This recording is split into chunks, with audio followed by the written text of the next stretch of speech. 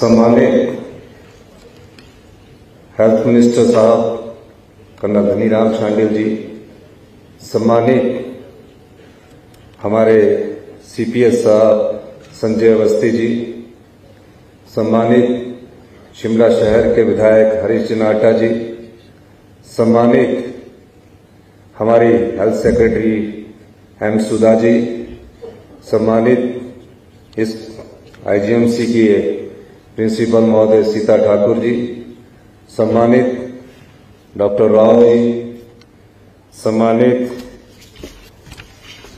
State association of medical dental college teachers, resident doctors associations, nursing associations, NGO associations के पदाधिकारी और सभी सम्मानित इस आईजीएमसी के मेडिकल के छात्र।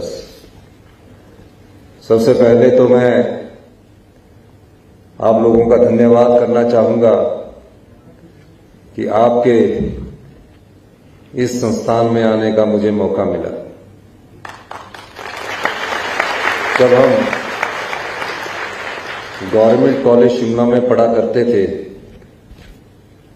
तो उस समय शिमला कॉलेज से नंबर तो कम आते थे, लेकिन उसमें पीएमटी हुआ करता था और 50% से ऊपर आने वाले जो एलिजिबिलिटी क्राइटेरिया था पीएमटी में बैठने का, वो लोग बैठा करते थे।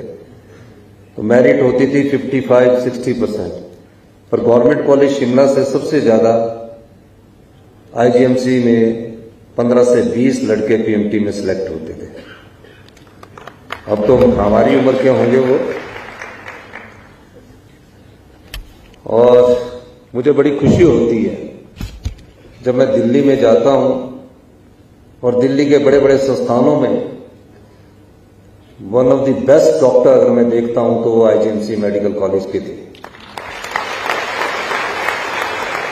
चाहे हर जगह स्पेशलाइजेशन में हर जगह अच्छे डॉक्टर मिलते थे, तो जब हमसे उनकी मुलाकात होती थी तो कहते थे कि हम आईजीएमसी मेडिकल कॉलेज में पढ़े।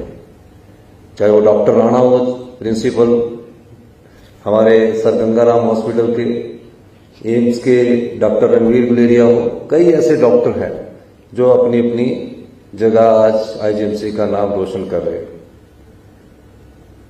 आप लोग बजट देखते होंगे, नहीं देखते होंगे, लेकिन मेरा ये मानना है कि यंगर जनरेशन बहुत कम बजट देखती है, युवा पीढ़ी। हम मेडिकल टेक्नोलॉजी की ओर बढ़ रहे हैं, हम हर चीज में रिफॉर्म लाना चाह रहे हैं और सबसे पहले हमारा फ्लैगशिप प्रोग्राम कोई है, 5 फ्लैगशिप प्रोग्राम में एजुकेशन के बाद तो हेल्थ है। हम देखते हैं ऐसी स्थितियां पैदा हो चुकी है कि हमारे मेडिकल कॉलेज भी ट्रांजिट मेडिकल कॉलेज हो गए हैं। पीएससी से सीएससी जाएंगे, डिस्ट्रिक्ट हॉस्पिटल जाएंगे, टांडा मेडिकल कॉलेज जाएंगे, फिर वहां से ट्रांजिट होकर आईजीएमसी जाएंगे, आईजीएमसी से पीजीआई जाएंगे। ऐसी व्यवस्था हो गई कि हमें एक्चुअली में किस दिशा में जाना है, और हम मेडिकल जो स्टूडेंट्स है या मेडिकल टीचर्स है या मेडिकल इंस्टीट्यूशन में पढ़ने वाले और स्टाफ है, पैरा स्टाफ है, एक सेट सा प्रोसीजर हो गया है। हम इस दृष्टिकोण से इसमें बदलाव चाहते हैं और हमने प्रयास किया कि जिस भी मेडिकल कॉलेज में जिस चीज की जरूरत हो वो वर्ल्ड क्लास हो, मेडिकल टेक्नोलॉजी वर्ल्ड क्लास हो। और इसके लिए अभी 2 दिन पहले ही कैबिनेट हुई, हमने इंटरनेशनल स्टैंडर्ड का एक मेडिकल कंसल्टेंट अपॉइंट करने का अप्रूवल दी है। एनएमसी के नॉर्म से हम उससे भी आगे बढ़ रहे हैं। हम चाहते हैं हमारे पास बेस्ट क्वालिटीज के डॉक्टर हैं, अगर हम इनका सदुपयोग करें, टेक्नोलॉजी से लेस कर दे, तो हिमाचल प्रदेश में वर्ल्ड की बेस्ट मेडिकल फैसिलिटीज अवेलेबल होगी। इसीलिए हमने बजट में बहुत कुछ रखा है। इसलिए मैं कुछ चीजें आपको बताना चाहता हूं कि हमने department of medical emergency medicine create किया। क्यों किया? Casualty is the face of the hospital. एक बेड पर 3-3 लोग बैठे हैं, 4-4 लोग बैठे हैं। सुबह से एक डॉक्टर 24 घंटे, जो रेजिडेंट डॉक्टर होता है उस बेचारे की ड्यूटी होती है, स्टाफ नर्स की भी ड्यूटी होती है। आपके शरीर की भी क्षमता होती है काम करने की। एक समय ये क्षमता आपका जवाब दे देती है। हमने उसमें इस मेडिकल कॉलेज में इंक्लूडिंग ट्रॉमा सेंटर के साथ 175 बेड का हमने सैंक्शन स्वीकृति प्रदान की है डिपार्टमेंट ऑफ इमरजेंसी।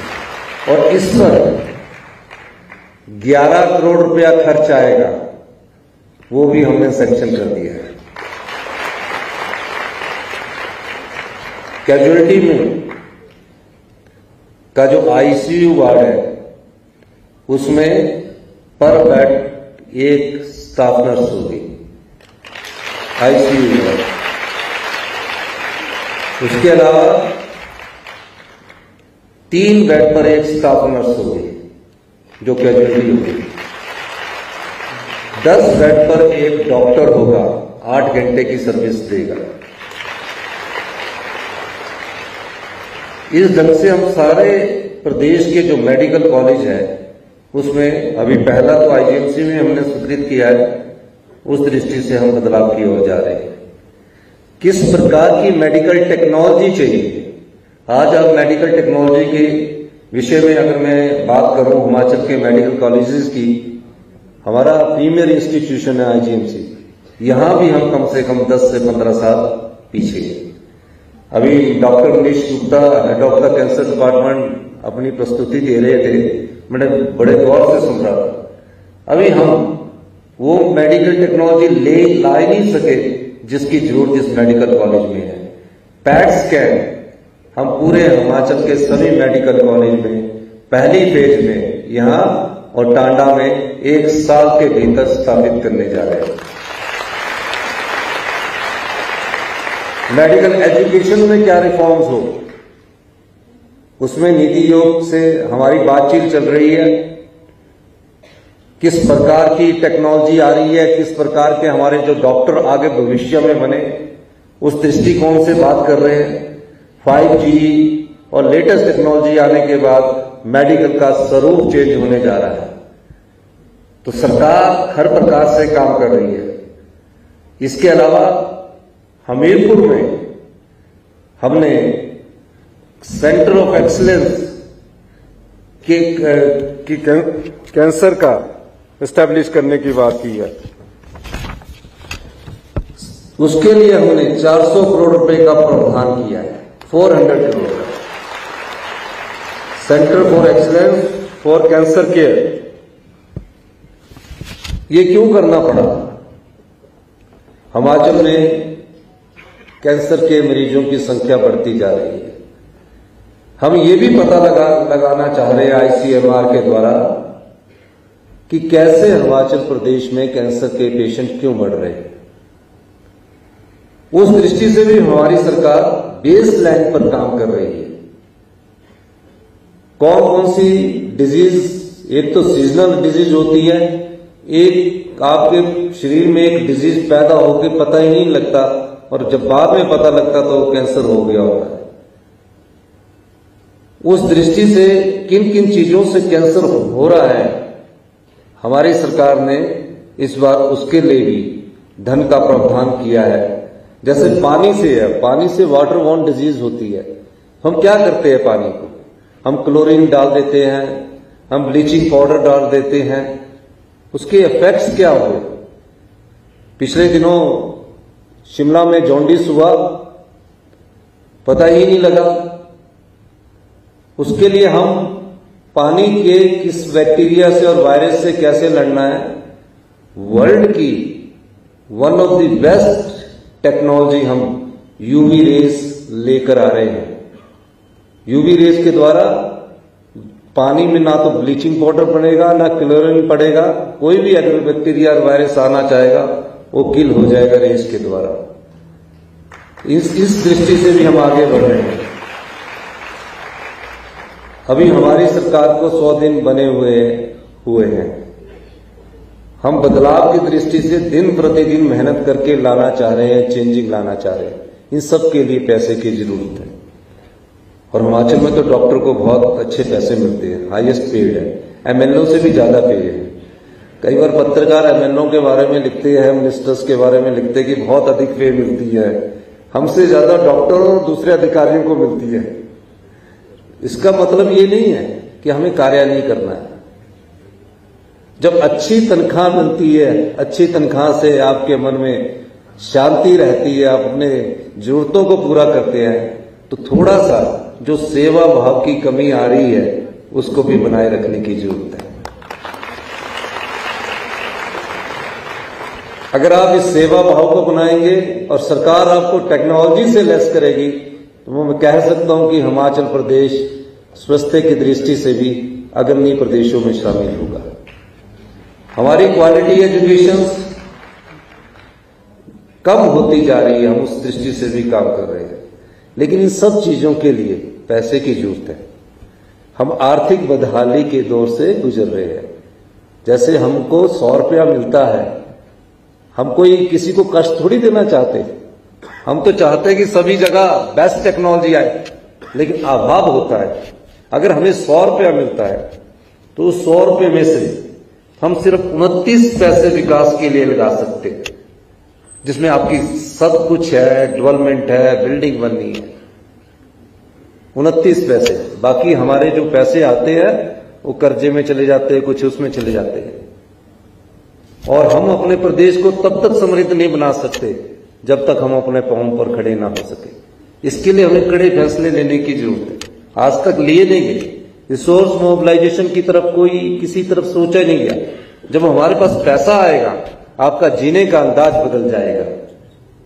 इसलिए हम इसमें थोड़े और आगे बढ़ रहे हैं। हम रिफॉर्म्स कर रहे हैं। Medical technology, medical education, medical system में रिफॉर्म्स कर रहे हैं, एजुकेशन सिस्टम में रिफॉर्म कर रहे हैं। आज एक हिमाचली पर, तकरीबन एक हिमाचली पर जो यहां बैठे हैं और भविष्य के जो हमारे डॉक्टर भी बैठे हैं, 93,000 करोड़ रुपीस पर व्यक्ति पर कर्जा है। 93,000 रुपया एक व्यक्ति पर हिमाचल की जनसंख्या के आधार पर कर्जा है। अगर हमको भी अभी लोन लेना पड़ रहा है, हमने भी 3 महीने में कोई 3,000 करोड़ रुपया ले लिया, क्योंकि हमें सैलरी देनी है, वो और चीजें देनी है। लेकिन हम कभी लोन के सहारे अपना जीवन लंबे समय तक नहीं जी सकते। जिस तरह आप लोन लेते हैं ना, कई बार तो किस्त देनी पड़ती है, वही सरकार का हाल होता है। आपके घर में अगर पेमेंट अगर 2 लाख रुपए आता है, आप 2 से 3 लाख खर्च कर दोगे तो 1 लाख तो कहीं से लेना पड़ेगा ना। पर हमारी सरकार ने रिसोर्स मोबिलाइजेशन की तरफ कदम बढ़ाए। हम वाटर पर जो हाइड्रो जनरेशन है उस पर सेस लगा रहे हैं। हम और भी चेंजिंग कर रहे हैं। कई जगह हमारी ऐसी व्यवस्था है कि हमें सब कुछ फ्री में मिलना चाहिए। फ्री में तभी मिल सकता है जब हम अपने पांव पर खड़े होंगे।